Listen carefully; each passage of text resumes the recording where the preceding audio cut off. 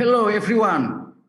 Welcome you all to the third episode of Lumbung Calling, a discussion series part of Documenta 15's public program named Medan.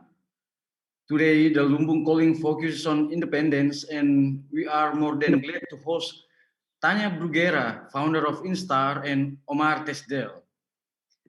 We registered difficulties in the connection during the planning meeting for this Lumbung Calling, so uh, in the beginning, we tried to pre-recorded a video message from Tanya Bruguera Instar, which will be shared in case we cannot reach her. But we have her here, and then we will listen from Tanya's side live. My name is Mirwan Andan, and I'm a member of Ruang Rupa, a collective based in Indonesia. As you may know, we have been invited to imagine and draft Documenta 15. Documenta 15 will be open on June 18, 2022, but various initiatives have already been launched. Although some of you might be familiar with Lumbung Calling, as we already have two episodes which were local anchor and humor. And let me briefly explain further what this program consists of. Lumbung Calling is a collection of discussion with a variety of guests exploring Lumbung from a variety of contexts, perspectives, and angles. And it will take place on the first Saturday of every month until October 2021 from last April 2021. But what exactly do we mean by Lumbung? Lumbung can be defined as a container to store agricultural products, commonly raised in the form of a house on steel with walls of woven wood or bamboo.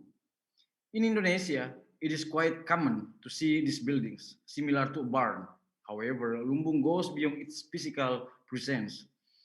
This term can indeed be used to describe shared collective resources.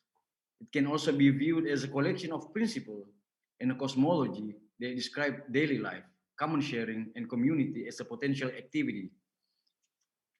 It means that lumbung, it can be a hardware and at the same time also a software. Lumbung Calling, the name of this program, it is a call to our social attitudes, and it's intended to raise consciousness about the practice of lumbung or sharing. Each edition of the series is dedicated to one of the lumbung values. The first focus on local anchor, where we investigated with our guests Melanie Budianta and Armin Salasa, where we discuss about the roots of sharing, the diversity in collaborative practices in various contexts, from the remote countryside to the hectic hustle-bustle urban life. The second Lumung Calling posed attention on humor with guests Gritia Gawiwong and Ursura Patke, where we discuss how humor can trigger and expand our approach, especially in an artistic context. As you have witnessed, our guests come from a diversified panorama: academics, cultural leaders, independent scholars, organic producer, and festival organizer. We invite them to address challenges they face and discuss with us how they implemented changes on different scales, contexts, and so on and so on. I couldn't have wished for a more perfect co-host, Jumana Emil Abud. Jumana's creative practice engage with oral histories and with personal and collective stories using various media such as drawing and performance to recreate the tradition of Palestinian folklore and its integrated relationship with land and water, with the human and non-human. Jumana is currently pursuing a practice-led PhD at the Slade School of Fine Art, UCL, London. I thank you all in advance for your attention, and I give a warm welcome to Jumana, who will introduce you further today's Lumbung Calling on Independence. And also, please note that this conversation will last around an hour and a half via Documenta 15 YouTube chat and through Documenta 15 Facebook page. It is indeed possible to ask questions that will be selected and shared with our guests. Please note that this event will stay online afterward with the addition on subtitles. Gimana? Thank you, Andan, and welcome everyone to the third Lumbung Calling episode. This third Lumbung calling focuses on the Lumbung value of independence. In the Lumbung practice, independence can be perceived as interdependence in order to avoid the binary approach that condemns and severely restricts the relationship to a hierarchical definition, which favors always one part over another in an always incomplete theorem. Taking its cue from ecological ways of thinking, in Lumbung, relationships between humans and other than human weave independence and interdependence together. Independence from is rather transformed into interdependence between.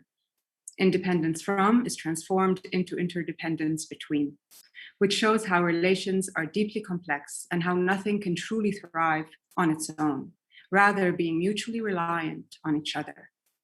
Lumbung Calling on Independence hosts a conversation between the wonderful Tania Bruguera, founder of the Cuban Instituto de Artivismo Hannah Arendt, INSTAR, and the Palestinian agroecology scholar Omar Tisdel.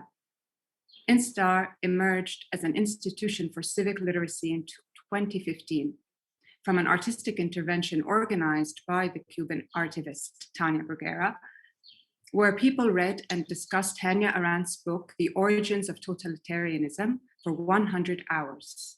Since its inception, INSTAR has been thought of as a democratic and horizontal space where decisions are made by consensus. Its members claim social justice and rights sometimes alien to the Cuban context, such as fair wages, working environment that is maternity friendly, supporting independent projects and artists, and respect for freedom of expression.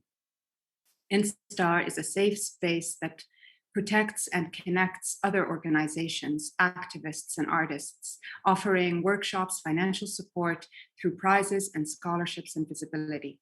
INSTAR is also a Lumbung member of Documenta 15.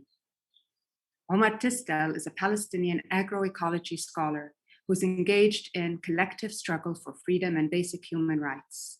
Tisdel's perspective demonstrates how agricultural research should not only be limited to the biophysical dimension, rather how it transcends academic disciplines and how it's deeply connected to an interspecies and socioeconomic dimension.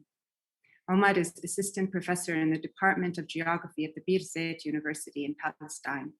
He studies landscape and agroecological transformations in the Middle East and the Americas. More specifically, Tisdel is interested in the relationship between ecological change and the built environment. Tisdel's peer-reviewed research has been published in referee journals, which in 2020 included Plants, People, Planet, Frontiers in Plant Science, Agroecology and Sustainable Food Systems in 2019. Other recent publications include Garden Gathering in a Garden Among the Hills, The Floral Heritage of Palestine, published in the Palestinian Museum in 2019. In 2015, he had postdoctoral fellowship at the Columbia University in New York. So it's my deepest, truest honor to give the microphone now over to Omar, who will, Omar, it's great to have you with us today in the Lumbung Calling on Independence, and we'd very much love to hear from you about your practice. Thank you so much to all of you. It's so great to be here at Lumbung Calling with my new friends, Andan and Jumena and Tania. It's been wonderful to be in conversation with you as we prepare for this event, and it's been a wonderful chance for me to step back and reflect on our research as a research group. I'm going to today toggle back and forth between some texts and some images. The text I've prepared as a reflection on our research practice here in Palestine, where I'm speaking to you from now in the Hill region near Ramallah. And I will be also using images to illustrate illustrate the text. So if we could bring the first image up, I think we can start. We are here as a research group developing a methodology to achieve independence in our research in a way that I've come to understand now, that is, I hope, in the spirit and in the mode of Lumbung. We seek to achieve independence also in our food system. Here in Palestine, we are the birthplace of many of the world's most important crops: wheat, barley, lentil, chickpea. Billions of people around the world depend on these crops. Yet we are almost now completely dependent on importing these crops for our food. We import nearly all of these crops. In order to build our way out of this situation, we conduct community-based research. Conducting research under military occupation poses numerous challenges. And in response, we propose a critical method, a new critical method for the field of geography and landscape studies, which emerges from our practice and our collaborative study of the landscape in Palestine. We've been working 6 years in a research group with my colleagues to elucidate landscape transformation within a community-based context. And along the way, we have been developing some unique combinations of methods that enable us to work as researchers embedded in our communities to produce knowledge that is relevant, we hope, to the present climate and political crises that present themselves today. So I'd just like to speak about this image just a moment. Palestine is a Mediterranean climate, and it was forested for millions of years before humans arrived. And it was forested for hundreds of thousands of years before humans invented agriculture. And so this image is one in the hill region near Ramallah, which illustrates the forest trees of Mediterranean scrub oak re-emerging amongst olive trees that are no longer cared for, and no longer the soil is no longer tilled. So it is a re-emergence of a community of plants, trees and shrubs and herbs that are re-emerging after some time being suppressed by humans and by agriculture. You can go to the next image. The photo here, all of these images are mine except for one, which I will mention. And this image is one of a fossilized tree within the rock formations of the hill region, which also illustrates the much longer and deeper time scale that we try to think about and keep in mind as we do our research. And next, please.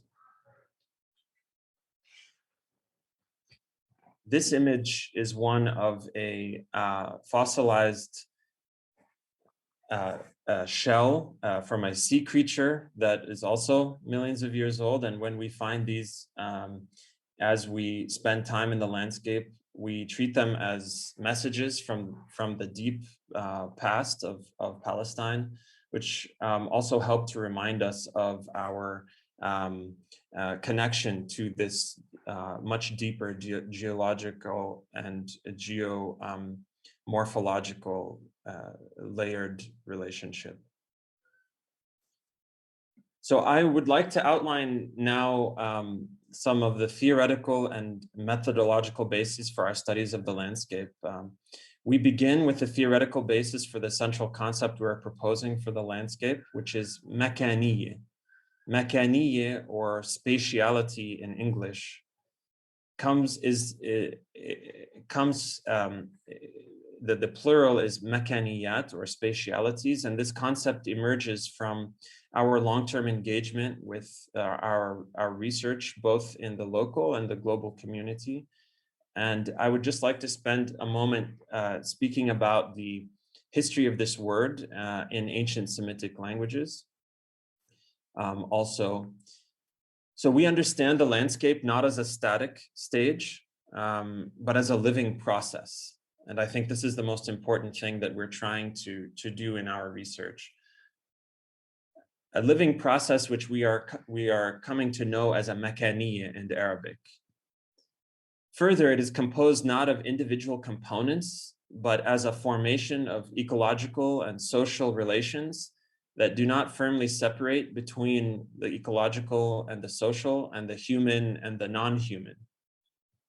So here there is an important distinction also between our understanding of landscape as a formation and not as a system. Systems tend to be something understood as governed by rules and orders, and a formation is an arrangement that is always emerging and always in formation. Makani, the Arabic word, comes from makan, or place. And ultimately, the root word is kaun, or kana. Kana means to be, and kaun can mean many things, including universe or being. Therefore, the process of takween, or to give form or emerge as a formation, puts an emphasis on the ongoing process of formation, both in a biophysical and in a social sense. This understanding of landscape and space stands in sharp contrast to traditional and conservative and even progressive schools of thinking in the fields of geography and other fields. In the Arab world in particular, where I teach at a local university, geography has struggled to emerge as a field increasingly technical fields of cartography, GIS, and geoinformatics overwhelm more established fields such as historical or political geography. But both of these trends within geography focus on the fixity of borders, locations, biophysical features, whereas we as a research group seek to explore the processes that bring those features into being. Where traditional geography seeks to fix and hold down features on the landscape, we seek to understand the process by which the landscape is formed and features come into being and what roles they play. In particular, the makaniya, the concept we are developing, is an arrangement of features that come together in a particular moment. And here we place an emphasis not only on space, but on time, as that which organizes space and brings it into being. And here I'd like to return to the images. If we can go to the next image, please. As humans transformed the forested landscape of Palestine into an agricultural space, here we have an example from a village where we have done a lot of work over the last 6 years in the West Bank, in the Salfit district, where we have an ancient production formation. It is an Armenian cucumber on the left side. In the middle, we have chickpea or hummus, and in the far distance of the photograph, we have wheat. And there are many other crops in this formation.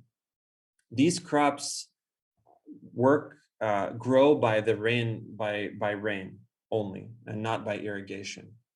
And this is an ancient formation, an ancient agricultural formation that has provided for people in Palestine and around the world for many, many generations.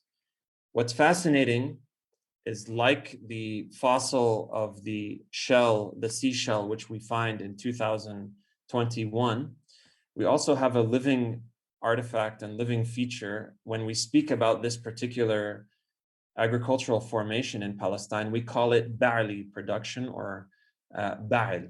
And Ba'il, if we can go to the next slide, please, is a this is the only image that is not my image. It is in the public domain from Wikipedia. And it shows an artifact from Ugarit, which is a city in what is now Syria, of Baal. And if you ask a farmer in Palestine today, 2021, and we ask them, how do you describe this agriculture? They say this is Baali agriculture. And this dates to a pre-Hebraic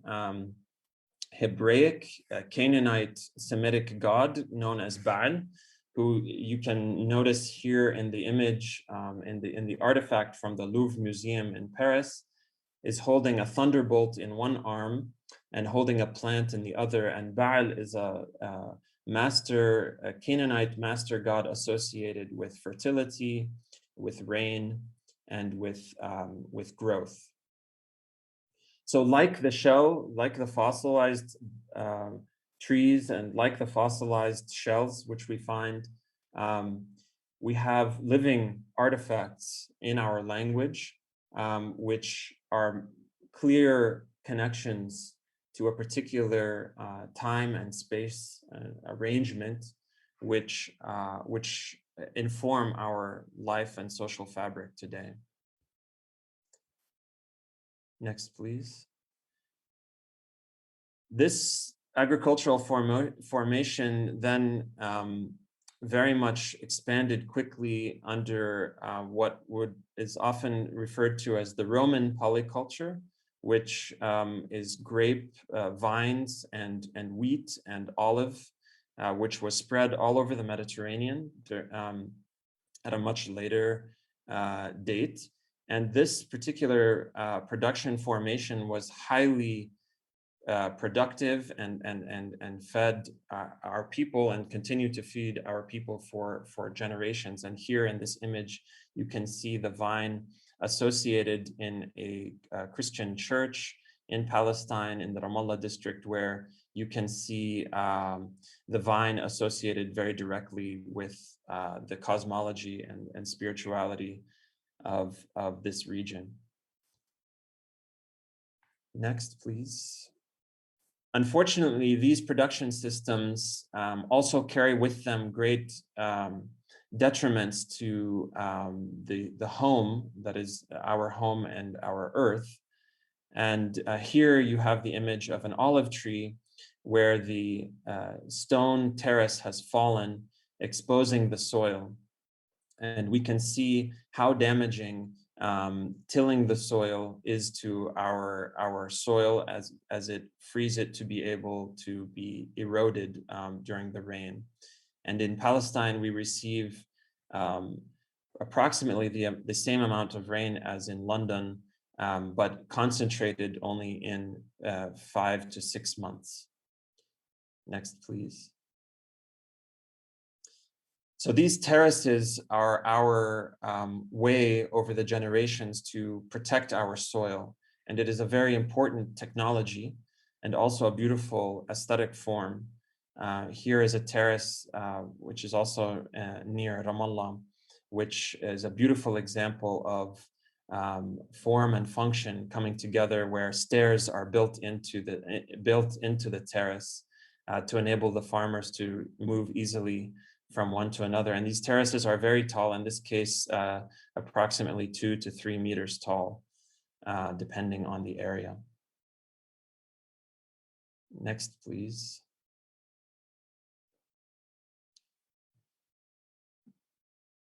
So the distinction here between fixity and process is not merely an intellectual exercise. Scientific tools tend to be object-oriented and divide modes of knowledge into separate fields. Yet we believe the current situation in Palestine and in the Levant, with climate crisis, political crisis, military occupation, require new modes and methods of studying the landscape as a living process or formation. And we believe that academic methods of dividing off knowledge into objects and sealed categories have provided this scientific and intellectual cover for much of the environmental degradation and damage that has been wrought as a result of the fossil fuel age. For this reason, we're developing the Makaniye or Takween methodology as one which we can use to build ourselves out of this situation. Drawing from the Arabic, this Proto-Semitic language word, which derives from the Akkadian to be or exist in place, again bringing together a spatiality and a temporality. Here the emphasis is on being or existing, which is a living form, not a dead or fixed form. In this understanding of place, time is given priority, actually, because it is the practice of being or existing that is primary to the place itself. It is to be in place. And this is what we are trying to develop. And as an example of this, the image that you see before you is of an olive tree that is hundreds of years old here in Palestine, growing over a stone. It has outgrown a stone, and in a particularly interesting formation, because we ourselves are embedded in this olive tree as it is embedded in us. It provides oil for us, and yet we also have put this tree and made it productive by grafting a wild rootstock onto a productive stem. So most olive trees are actually clones. They are exact copies of other olive trees because we have found productive olive trees and have grafted the productive stem onto a wild rootstock. The wild rootstock harkens to the ancient and millennia old evolutionary process, which gives it drought resistance and pest resistance, an amazing amount of strength, which allows it to last hundreds of years, if not more. And yet we also graft onto that rootstock something which is productive for humans. And that oil literally builds our bodies, and it becomes part of us.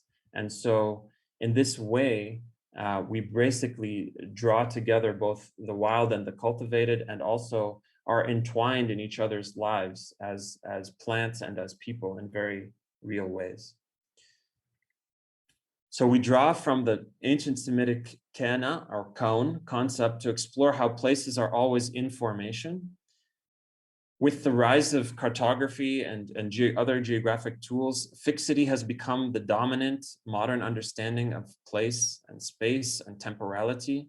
We seek to change this and give space and methods for new forms of geographic inquiry, which will enable future generations of Palestinian and Arab researchers to confront our climate and political crises in more grounded, open, and critical ways. So if I can just move to the next image, please. And to the next one, please. We'd like to think of our practice as one which, like this tree root of a botum tree, which is a terebinth or Pistacia palestina tree, which cracks the bedrock in its effort and pursuit of water and minerals and other components which it uses to build itself. We also like to think of ourselves as working within this mode, within a space that has been cracked open by others, and one which we continue to inhabit in our work. So to face these existential crises posed by climate change and its attendant political crises, I think we have to shift our understanding of landscape and human and plant communities that they support. Modern scientific inquiry must shift to enable critical analysis of the forms of knowledge and separations as we confront this situation. So as a way of concluding, I would just like to mention a few of the ways that we work and actually in order to make this possible. So we use interviews, we use field transects, we use GIS, and we use geoinformatics, we use databases, we use programming, we use archival research, we use textual analysis, image analysis, visual analysis of aerial images in order to piece together our makaniyat, our spatialities.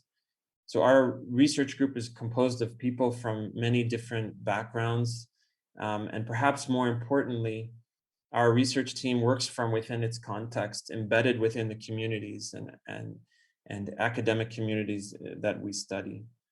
So we hope to balance. We do not wish to be provincial in the sense that we only work in our community. We openly collaborate with colleagues in the United States and Europe, and publish our research in peer-reviewed journals.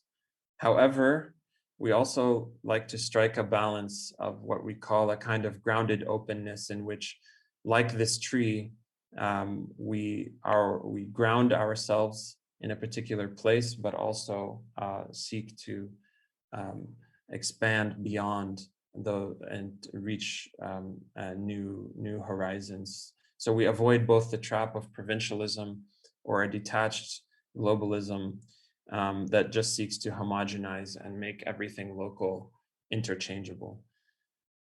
That's a brief outline of our work. I really have enjoyed this conversation until this point, and I hope that rather than a kind of statement, this is actually simply a series of questions which will open our conversation with regard to independence, with regard to Lumbung, with regard to Tanya's intervention and practice also. So I really look forward to the conversation. Thank you. Thank you so much, Omar. That was an amazing presentation. And I felt quite connected while you were speaking to the landscape. I felt like I could be there, literally within that landscape, and connected as well to my past and, you know, to all of these kind of 1,000-year-old associations. I want to come back with some questions, but I'd really love to right now give the space for Tanya to also introduce her practice and, you know, this whole this idea of the road to achieving independence and the challenges. I believe that there are many kind of overlaps and similarities between you two and between the different practices, whether in Cuba or in Palestine. So Tanya, the floor is all yours, please.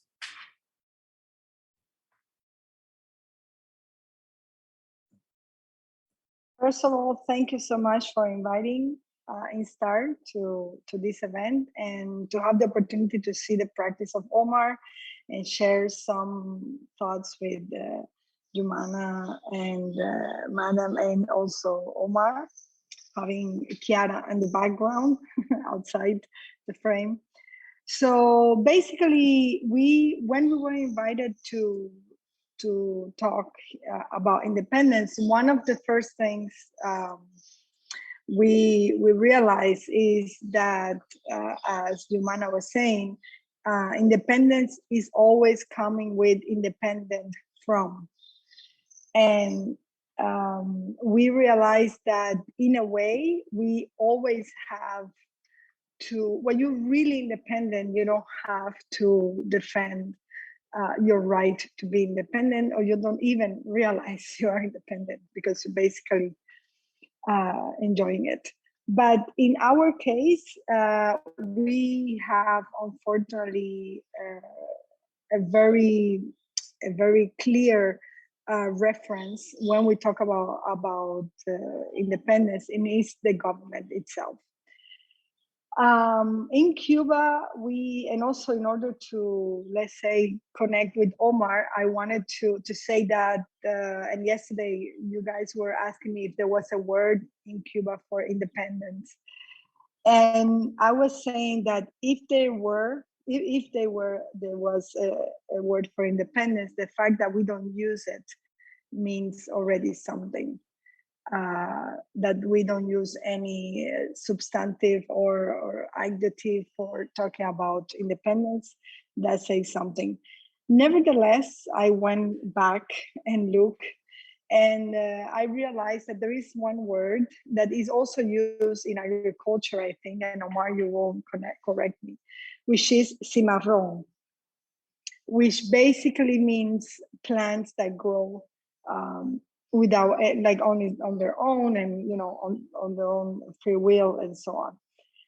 And but also is a word that has a little bit bad connotation, because cimarrón were the name of the African slaves that run from their slave master, and they went to the mountains, or to the forest, and escape, and they start living a life that was completely independent, but of course a life of rebellion. So in this case, the word that we could use for independence also bring in it the concept of or the act of rebelling against someone, or detaching yourself from the orders of someone.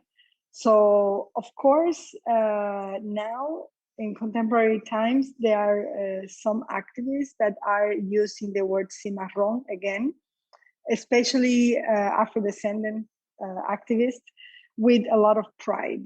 So they're trying to recuperate this word. And also that is a symbol of what is happening now in Cuba, where people are more and more proud of demanding for the rights, and demanding for some rights for their own space, let's say.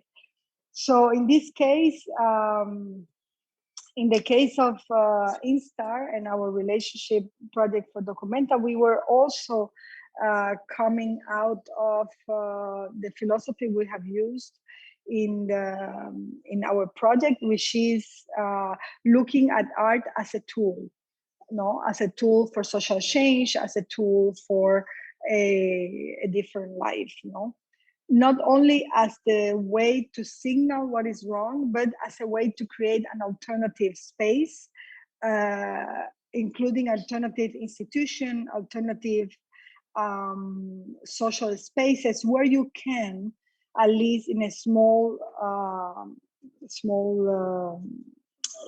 like a lab size, experience what is the things that you want out of society. So of course, having this, let's say, parallel life is something that is not very, very easy, because you are being seen all the time as a threat. So for example, Instar, precisely yesterday, was some 15 people, 12, 15 people came to the door of Instar, and they start asking us to go out to fight with them. We don't know who these people are. They pretend they were neighbors, but they were not. And it is interesting how, when you demand freedom, when you demand independence, when you demand to be to defend your ideas, it almost feels like you always touch somebody else's limit. You always touch somebody else's desire. So in this case, we have this independence. We also are working with the idea of independence versus autonomy.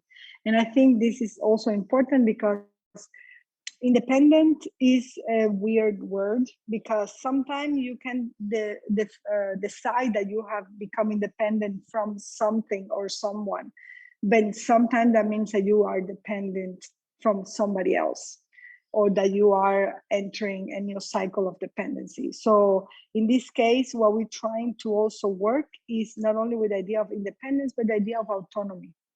The right to be autonomous, and the right to take our decisions, and yes, even being wrong is a great thing to experience. No, for these projects, we also wanted to. We are very aware that the Cuban Revolution has a very strong narrative that has been extremely, the most successful element of the Cuban Revolution is propaganda, and therefore when we want to present a story about independent art in Cuba or autonomous art practices in Cuba, is very difficult because already people think they know before we start talking. So one of the first things we decided in the group that is focusing on the project for Documenta, which is called, we call ourselves the operarios, you know, the workers, and is precisely to create an environment where we can present facts before they have been assigned some interpretation. So therefore, we have called our project Factography, Factografía Operativa. So factography, because we want precisely to present data, present facts before they have been interpreted and disseminated with such a significado, such a meaning. But we added to it operational. So we want to have operational factography. So this is more or less what we are thinking. We also, in the process, we were actually, when Documenta approached us, we were already in the process of rescuing the history of independent art practice and autonomous art practice in Cuba. Because one of the biggest myths of that you have here is that independent art and art that is, let's say, rebel and critical is just a bunch of crazy people who do not relate to anything else. And we wanted to prove that there is a parallel history of the production of this kind of art, and not only showing that we belong to a tradition and we have people who have done things prior that work or didn't work, but we also wanted to show the idea that we just to show the previous practice, not to commit the same mistakes, not to do the same mistakes. So I think this is what we are at the moment working.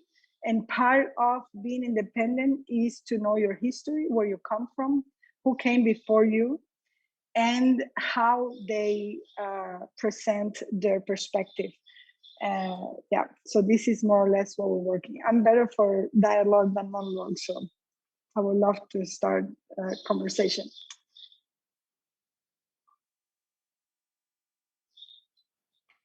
Thank you so much, Tanya. It's wonderful to hear about Instar and your beliefs on independence.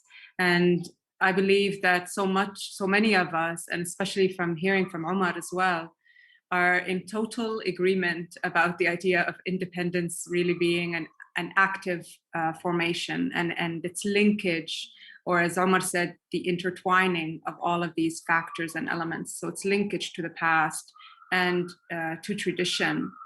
And maybe this is more as well a thought rather than a direct question to both you and Omar.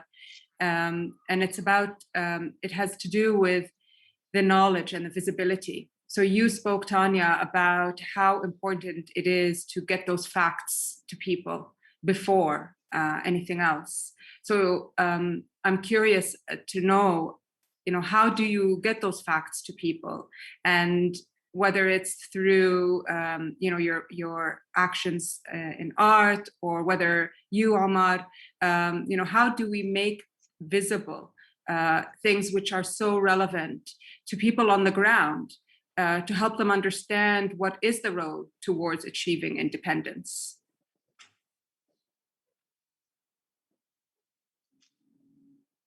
Okay, Omar, you want to go first? You go ahead. Okay. So, well, I think independence, one thing that happens in politics is that people have an emotional reaction before they even think. Good political projects create an automatic response to certain words, For example, the other day I did an event where I say that I propose, I mean, not me, but people that are working with us, a big group of activists, we are proposing a dialogue with the government. And of course, we know the government do not want to dialogue with us because they don't want to hear what we want to tell them. But immediately, both sides reacted to the word dialogue. So the people from the government, they went to Instar to make this big scandal.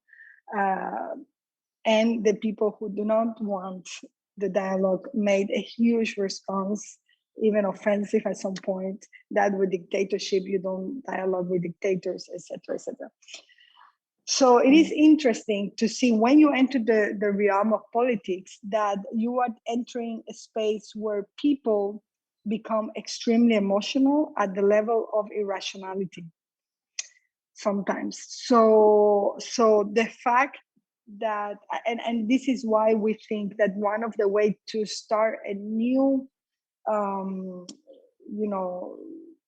way to interpret reality and political possibilities is precisely to create and generate the production of facts before they are being already processed emotionally. So just putting facts one next to another, putting facts so people arrive to their own conclusion, but also people can stop before reacting, no? And inform themselves. Many political projects rely on the ignorance of the people they supposedly work for. And so education, factual education is very important, we think, in Instar. Yeah, I think I couldn't agree more, Tanya. I think we're living in a very interesting age where facts are and the gathering of research and facts is on the one hand so important, but I think also its interpretation in ways that have meaning for people and have, you know, and connect with people is also so crucially important, whether that's in the form, an aesthetic form, or whether it's in a kind of social network or social understanding with the other person. And I think it's those kinds of social relations that hopefully will help us to bridge these divides that we have developed. Otherwise, we're just simply, as you were saying, positioning. We're playing games of political positioning, and that, I think, is not something that leads to a kind of durable independence or sharing. And I would guess that many communities around the world have developed these forms of sharing, like Lumbung and others, where because of the social fabric, we have developed these ways. And perhaps one of the most important things we can do now is support and nurture these practices that are available to us from our history and from learning and exchanges like this. I had never heard of Lumbung before this event, so perhaps these are some ways. These are things that we can document also as facts in some way, as a way of nurturing them into the future.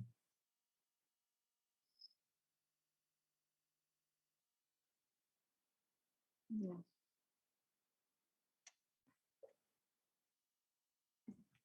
Would this then be the reemergence that you speak about, Omar? Is it one form of a reemergence, like through nurture? Yeah, I mean, cultivation and nurturing, cultivation is in a sense a nurturing of a force. It's a nurturing of a life force in the plant, or that we become involved in its growth as humans.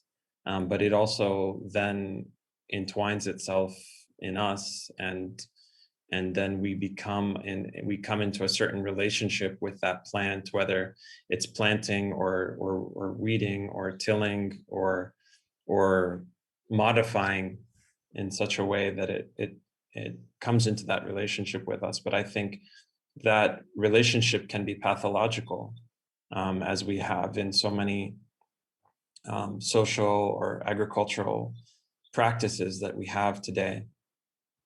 But it yet can also be emancipatory in a kind of resurgence or a kind of rediscovery of our practices, which have always already been there, but in a way need support and nurturing to move forward.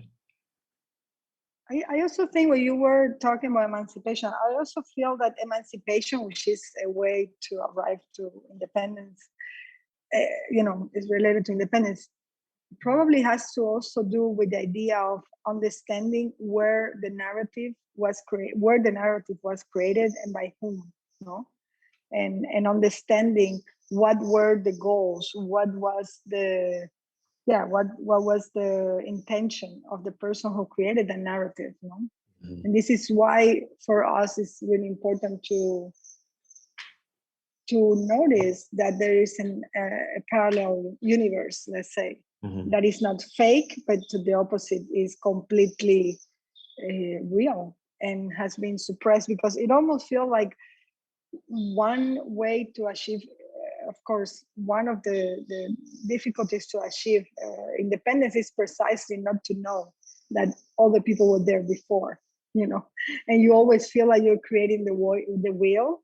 Mhm. And that you, of course, feel extremely frustrated because you say, oh my God, this doesn't work. What else can I do? So there is a process of not being able to learn, almost like the fatality of being ignorant is how they rely in order for you to not be, yeah. Yeah. I wonder if the act of interpretation helps us get some out of some of these modes of and regimes of thinking and practice, which find ways to connect, hopefully, across time and space.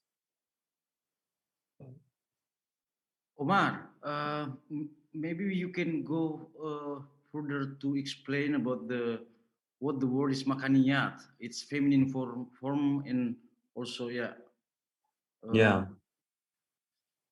it's really what we're trying to do is precisely recover and explore this term as a tool, as Tanya said. Tools are so important, and I think this is a conceptual tool that we haven't had the opportunity to really explain until now. We're just writing an article in Arabic now to explain a kind of method which we have developed along the way in formation. And so makaniye is a space, it's a spatiality. It's a set of spatial relations which could include, for example, a river, or simply the river itself, or a valley itself. We try to always not follow administrative boundaries or political boundaries, given that we live in one of the most kind of places most infested with political boundaries in the world, and instead follow what are much older processes, either valleys, or particularly we focus on valleys and hills. And a makaniye is both social and ecological. It's both at the same time, without any need to divide them. As with my example earlier with the olive tree, where we build it and it builds us, and where in that sense we are not one, but also not separate. And so the Makaniya tries to come to terms with that set of relations and explain them in a way that is very everyday. This is actually the most theoretical kind of explanation and conceptual explanation we've had in the 6 years of our work. It's now after 6 years we're reflecting on and trying to give kind of conceptual form, but really what we've always done is just practiced our work in the community and written and tried to document. So one of the things that's an example is a kind of guide to plants, which we published as a small open source booklet in 2018. And now we are converting into a website, which is also free and open source. And, in a sense, it's a makaniya because while it's not a map or a particular region or a particular place, it's a kind of, it's a set of plants which inform us and nurture us and nourish us in a way that is not necessarily fixable on a map, which, by the way, we use and like maps a lot also. We're not against maps, but yeah. And also for Tanya, is it that you always have questions from people which questioning, where is the art? Where is the art? That's my most liked question. Before I answer where is the art, I just want to say that one of the most enjoyable process that I'm having for this documenta is learning new words. And it almost feels like we should publish before the opening of the exhibition a dictionary or a glossary of words, because we are working with so many people from so many different places, and it is highly satisfactory the fact that we can hear words that are not coming from the English version, but they're coming from all over the world. And of course, we have the classic example of saudade in Portuguese and other words that are impossible to translate. So this is great. Thank you so much, Omar, I wrote it down as a new word I will definitely use, because I love the idea of ecological and social together, like a balance. It's very beautiful. Yeah. Well, where is the art? Okay, that's the question I have to answer all the time. I think and I'm speaking for me, not for Insta right now, because we also have discussions about this there. But I almost feel that it is art when you don't know it is art. It is art where you haven't yet completed the process, where you arrive to a conclusion. It is art when you are involved in a moment of confusion, of doubt, of reevaluating, on unlearning, and on revisiting the way you have thought you see the world. So this is when it's art, when you doubt, when you don't know it's art. As soon as you know it's art and you go to a museum or somebody tell you this is the art, look at the photo or whatever, then for me it's not art anymore. So yeah, and therefore, when you do art and politics, when you do art and activism, it is art when it's neither of those alone. I don't know if that answers your question.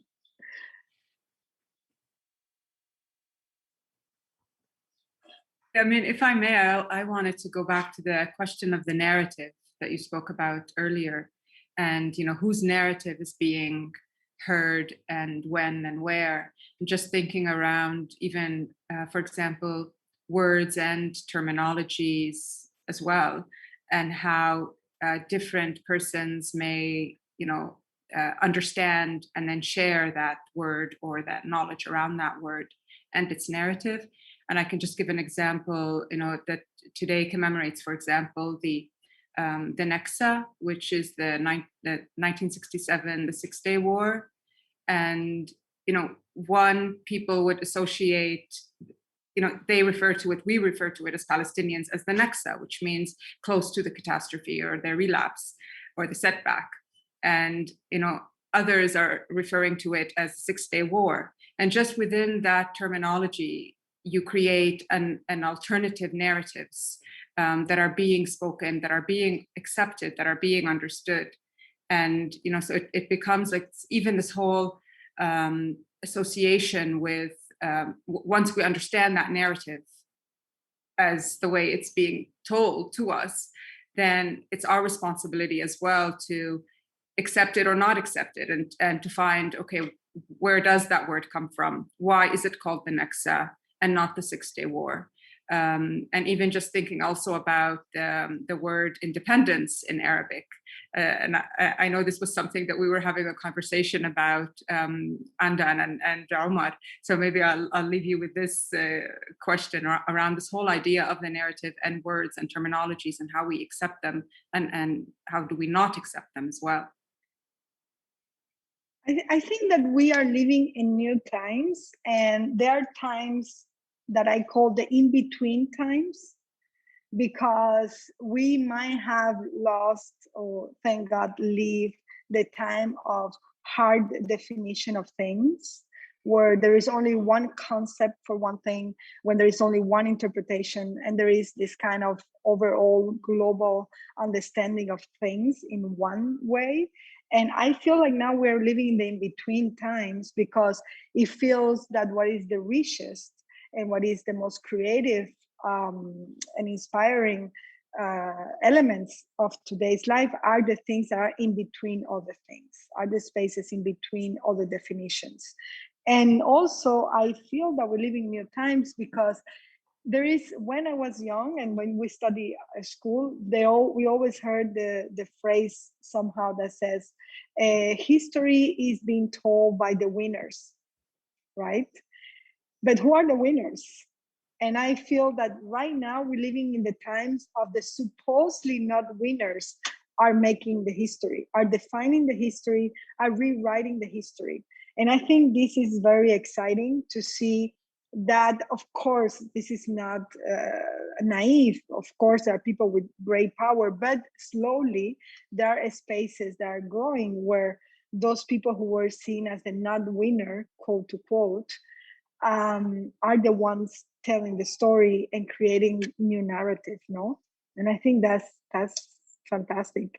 And I have to say, for example, having one of the people that most influenced me in my thinking was Edward Said, for example. When I read his book, I was completely changed. I was everything turned around. And that's beautiful, no? Understanding that really globalism is not, and to be international, whatever they call it, or to be contemporary, doesn't mean that you think in the same way, but that you can create unexpected relationship with others, and get surprised by it. Mm-hmm.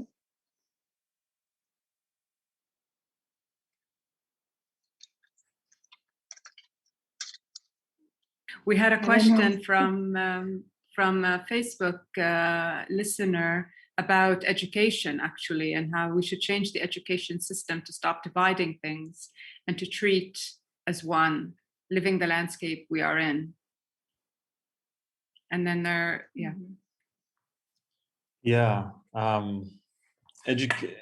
I'm an educator, for better or for worse, and sometimes I feel frustrated by the limitations of education and the educational systems that we've created. But I also think that, as Tanya was just saying, there are these spaces that are opening up that never were possible before. And I think that educational institutions can be vehicles of this, or hold some of these spaces open in times where there are efforts to close them down, but it's a very difficult and challenging task because we are so quick to divide our forms of knowledge into different kinds based on so-called fields of knowledge that we've created, which on the one hand can be useful to specialize in a particular area, and can be very effective, but it's also makes it so we can't see in a more comprehensive and long-term, and we can't see the full horizon anymore. We can only see the small piece that we've allowed ourselves to see. So I think it's a tension where, like so many things, I'm finding that if we can hold them into a certain kind of productive tension, then it's possible. Very similar in the ways that Tanya was just saying, history is written by the winners, but who exactly are the winners? And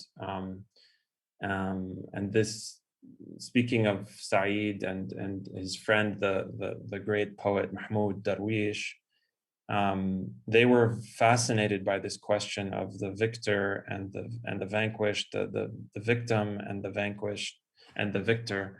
And so they were always, questioning this divide between who exactly is the victor and who exactly is the victim. Palestine brings that forward in a certain very poignant way because of the history of discrimination against Jewish communities. But at the same time, the kind of domination of Palestinian people by Israel now opens this question up in very real ways. So the educational system is a big question. It's a big question for me, which I'm not sure I have. I'm not sure I have an answer other than what I said. So yeah, and Can I say something? Can I say yeah, something about education very quickly? When I was really young, I came across with a book called La Visión de los Vencidos. In English, is more or less the vision of the vanquished, which is a very, very old book talking about the pre-colonial fights in the Americas, and that immediately also made me think what we can learn when we quote unquote lose. And the problem for me about education at the moment is, of course, education is a process to train you for the future, right?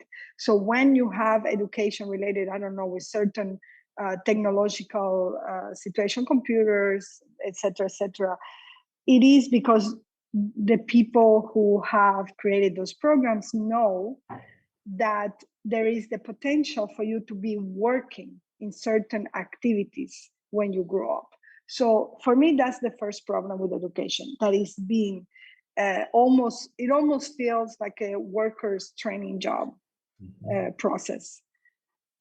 For me, not all of it, but many of it. For me, education is more related to the creation of value, like a value system. But at the same time, the problem is that in general, educational programs work with value systems that are based on what is the profit that you get and what are the consequences, not the pleasure you have by doing something, not the inspiration, but just what are the profits or the gains. And that is another problem.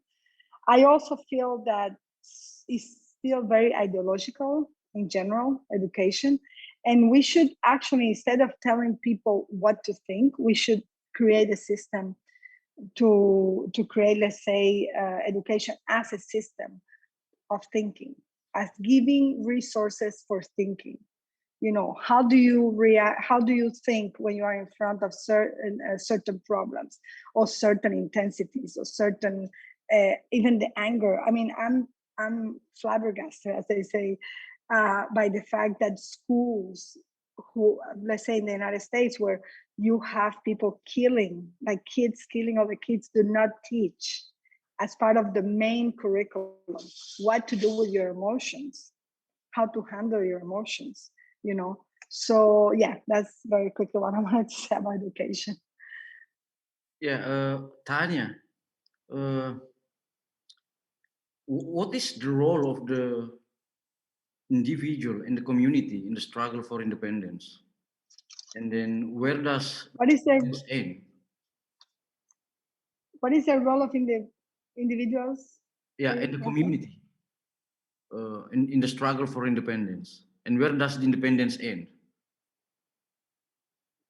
Where independence ends? Well, the role, I think that depends. Are you looking for individual independence or your group and society independence? No, it depends.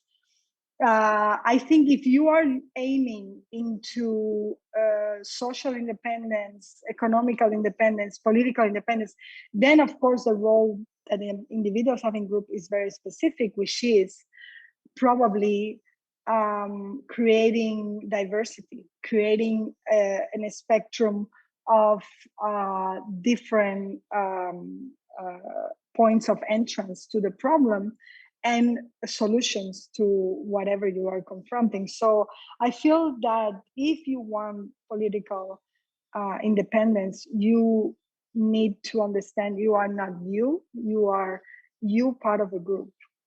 And sometimes that means that you will not have individual independence, because sometimes you have to talk thinking more about others than yourself. So yeah. And when independence ends, when somebody else wants their own independence and you are the one not giving the independence to the other person. That happens too. And this is something that is terrible and very, very much forgotten, that many times the people who fight for freedom, for independence, for, you know, forget that at some point they acquire power, and sometimes they reproduce what they have fought. So I always have this mantra that says, I don't want to become what I fight against.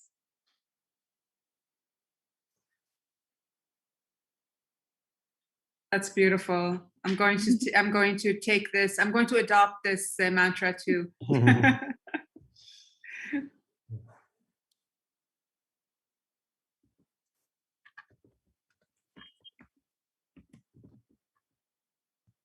I love this image, Omar, of the god Balan carrying in one hand the thunderbolt, and in the other hand the wild plant.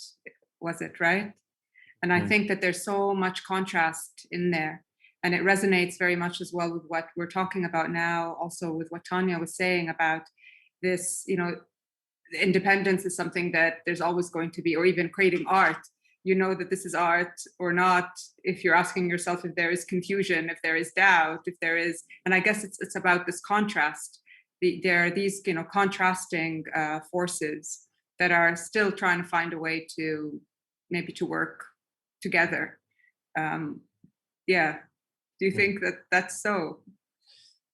Yeah, I mean, I couldn't agree more with what Tanya was saying. I think that's a danger that we always have to guard against, and it happens over. Any cursory understanding of history shows us that over and over this takes place. And so then the question becomes, what are we trying to gain independence from, and what for, and for whom? And these questions then become, I think, very real and present in so many liberation struggles and around the world, where we have to constantly guard, I think, against the dangers that Tanya is talking about.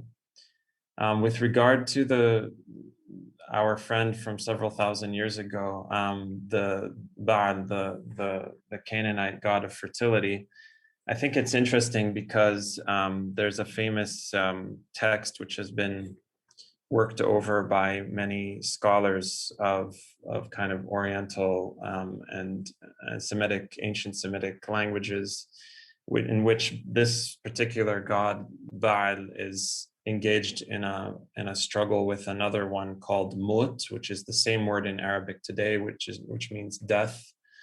And so we in this battle between the two, the rainy season comes because in each year Baal overtakes Mut, the god of death, and the rain begins, which in the Mediterranean climate means that everything becomes green again, and we have 5 or 6 months of beautiful, lush green. So even in ancient Near Eastern cosmologies, we have these tensions between poles, right? In which there's actually a cycle, and it's called the Baal cycle, which gives us the rainy season and then the dry season.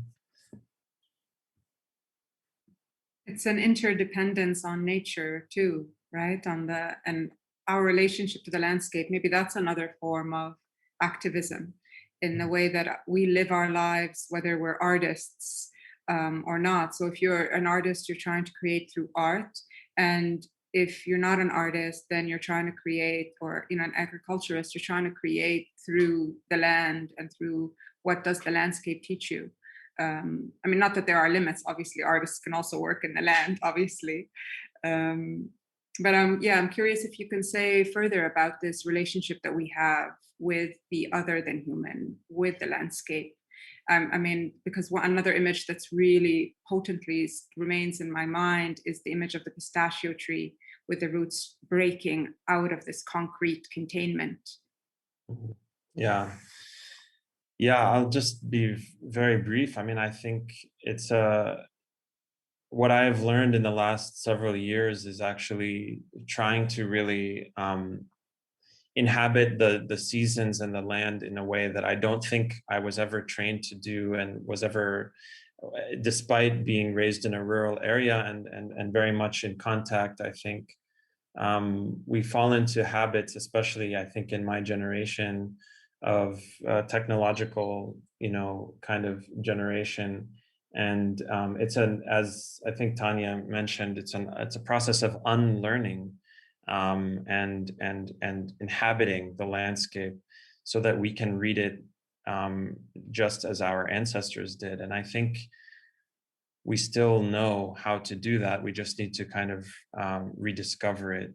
And once we start doing that, things by themselves kind of fall into place. There's no real need for a curriculum, because once you start being in touch with these forces, I think you immediately start realizing that we are not separated in any kind of clear-cut way.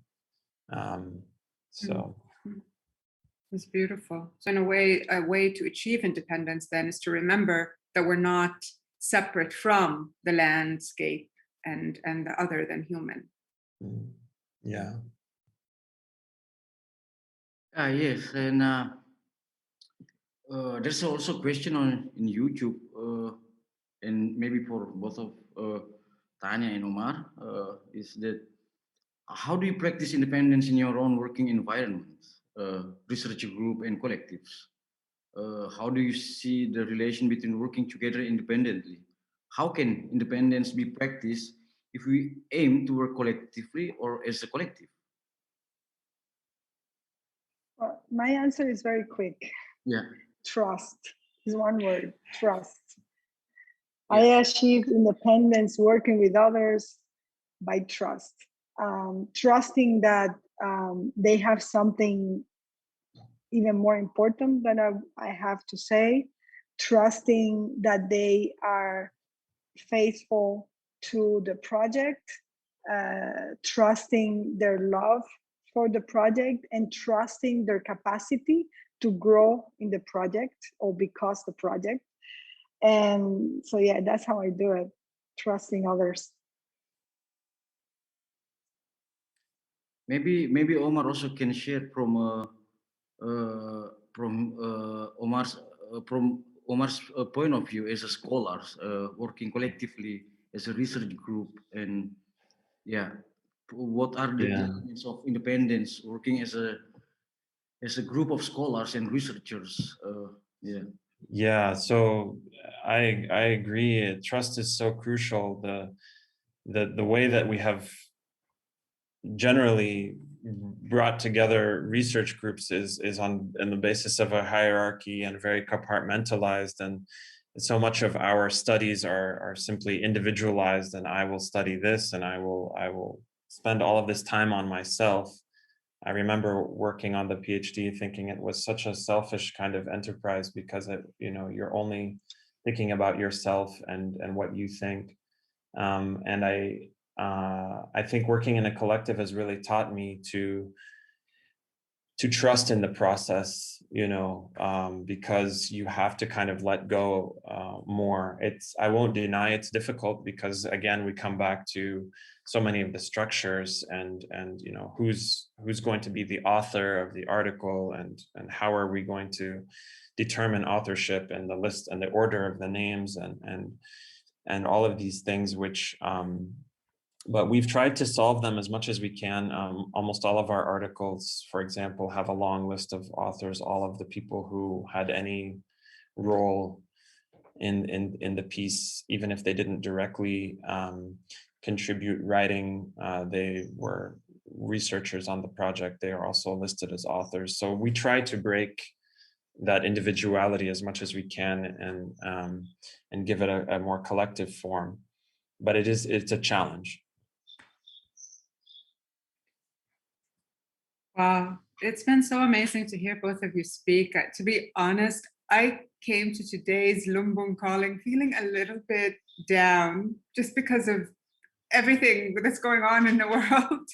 And today I thought, okay, this is not going to be one of my good days, but I feel so grateful to hearing both of you speak. You've given me I find my hope re-emerging and my trust, yes, it's still there.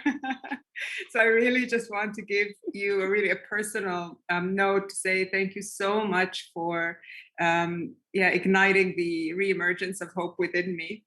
And I hope also to all our listeners listening with us today. Andan. Yeah, I hope to all the participants on Facebook and also YouTube Live. We hope that you have enjoyed our today's conversation. And I would like to thank our guest Tania Burgera, the founder of Instar, and also, of course, Omar Tesdel, and my co-host Jumana Emil Aibud. And also, of course, I would like to express a special thanks to Undina Schaefer, who has been interpreting in international sign language. And of course, also, I would like to thank to all the Documenta 15 team. And I would like to thank you all for your attention and for asking all the questions. Please note, in case you have missed some parts of this live conversation, or if you would like to share this video, it will be online very soon with subtitles also added. Please also save the dates for the next Lumbung Calling on July 3rd, focusing on generosity. Please check our website and social media channels for any other news. Thank you so much for your attention and see you in the next Lumbung Calling. Thank you, Tanya. Thank you, Omar. Thank you, Andan, Documenta, Thank Undina, you, Joanna and everyone. Romana. Thank you. Tahun 2000, tahun harapan yang penuh tantangan dan mencari